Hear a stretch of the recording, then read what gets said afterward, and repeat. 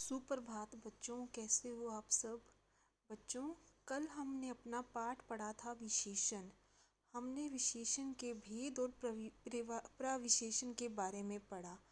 आज हम विशेषण के आगे का पाठ पढ़ेंगे, जिसमें है तुलनात्मक विशेषण और विशेषणों की रचना। तो हम पाठ को शुरू करते हैं।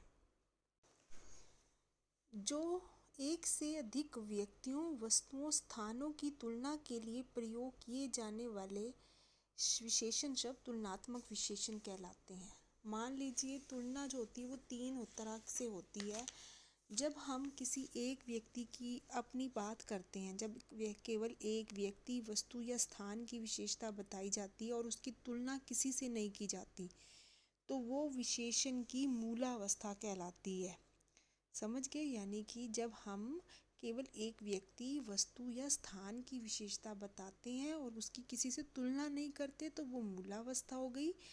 और उत्तरावस्था होती है जब विशेषण के द्वारा किसी व्यक्ति या वस्तु की विशेषणता की अन्य संबद्ध व्यक्तियों या वस्तुओं से की जाती है।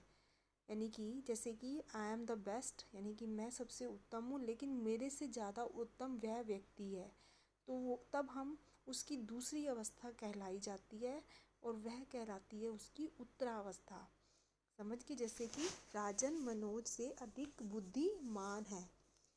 नंबर 3 आती है उत्तमावस्था।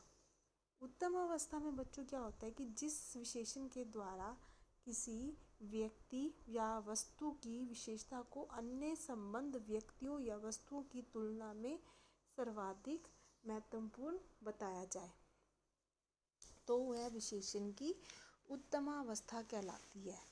जैसे राजन कक्षा में सबसे अधिक बुद्धिमान है। हम थर्ड पर्सन जब बात कर रहे हैं, हम अपनी भी बात नहीं करते, हम किसी दूसरे व्यक्ति की तुलना भी नहीं कर रहे। जब हमारे पास कोई थर्ड पर्सन है या तीसरा व्यक्ति है, उसको हम सबसे महत्वपूर्ण बता रहे हैं, तब वो विशेषण की उत्तम अवस्था कहलाती है। जैसे मान लीजिए, श्रेष्ठ, श्रेष्ठतर, श्रेष्ठतम, कटु, कटुतर, कटुतम, कोमल, कोमलतर, कोमलतम, योग्य, योग्यतर, योग्यतम, सुंदर, सुंदरतर, सुंदरतम। इस तरह की जब विशेषताएं होती हैं जो कि आगे आपको दिखाई देंगी।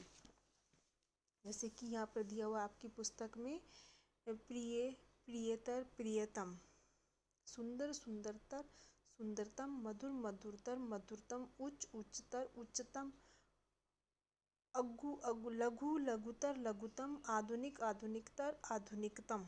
ये शब्द हमारे होते हैं जो कि हमें विशेषण की तीनों अवस्थाएं बताते हैं। एक होती है मूलावस्था, दूसरी होती है उत्तरावस्था, तीसरी होती है उत्तम अवस्था। अब हम पढ़ रहे हैं विशेषणों की रचना। विशेषण हिंदी में मूल विशेषणों की संख्या तो कम है। अधिकतर विशेषण सब संज्ञा, सर्वनाम, क्रिया अथवा अवयव शब्दों से बनाए जाते हैं। जैसे कि संज्ञा शब्द से बने, गुरु है संज्ञा हमारा, तो इससे विशेषण बना गौरव। भूगोल से भौगोलिक, इतिहास से ऐतिहासिक, भारत भारतीय, धर्म धार्मिक, धन धनवान, परिवार पारिवारिक, पुष्प पुष्पित, विज्ञान वैज्ञानिक, बुद्धि बौद्धिक, दिक पुत्र पुत्रवती, आदर आदरणीय। और जो सर्वनाम शब्दों से जो संज्ञा विशेषण बनाई जाती है, जैसे कौन से कैसा, यह से ऐसा, आप से आपसी, जो से जैसा। क्रिया से भागना, भगोड़ा, लेना, लेने वाला, पढ़ना, पढ़ाकू, बेचना, बिकाऊ, पालना, पालने वाला, और खेलना, खिलाड़ी। अवयव से अभाव, अभावग्रस्त, चमक, चमकीला, बाहर, बाहरी, ऊपर से ऊपरी। इसी तरह हमने पढ़ी, आज हमने जो पढ़ा विशेषण का संज्ञा या सर्वनाम की विशेषता बताने वाले शब्दों को विशेषण कहते हैं। विशेषण जिन शब्दों की विशेषता बताते हैं उन्हें विशेष्य कहते हैं। विशेषण के 4 भेद होते हैं: गुणवाचक, संख्यावाचक, परिमाणवाचक और सार्वनामिक। विशेषण की विशेषता बताने वाले शब्द प्रविशेषण कहलाते हैं। विशेषण की रचना भी 4 प्रकार से होती है: संज्ञा से, सर्वनाम से, क्रिया से और अवयव से। हमारा ये पाठ पूरा हुआ। अब आप इस पाठ को पढ़ेंगे, समझेंगे और जानेंगे। धन्यवाद। आपका दिन शुभ हो।